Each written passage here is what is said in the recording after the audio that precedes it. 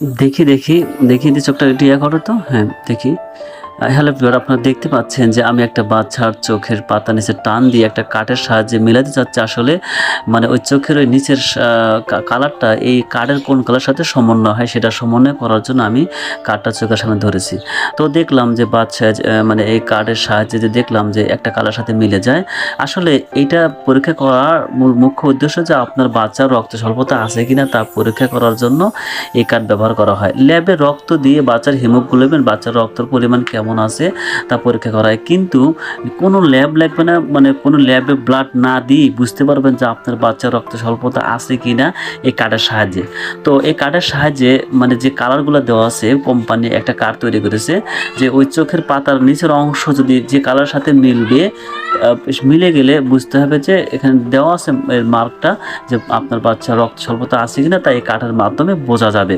তো বা রক্ত স্বল্পতা অর্থাৎ বাচ্চার অ্যানিমিয়া বা রক্ত কম থাকলে শরীরে যে সমস্যাগুলো বাচ্চা ফিল করবে তা আপনাদের বলছি।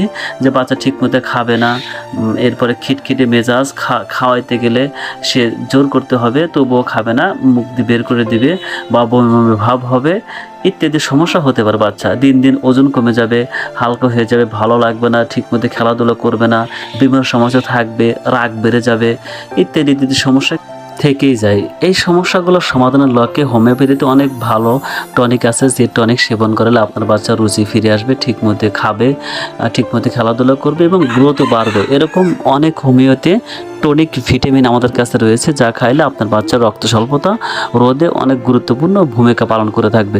তো ভিউয়ার, যাদের বাচ্চার রক্ত স্বল্পতা আছে কিনা তা পরীক্ষা করার জন্য নিয়ে আসুন আমার চেম্বারে। আর রক্ত স্বল্পতা রোধে হোমিও মেডিসিন সেবন করুন। আশা করি ভিডিওটা অনেক ভালো লেগেছে। ভালো লেগে থাকলে আমার ভিডিওটা একটা লাইক করে দিবেন।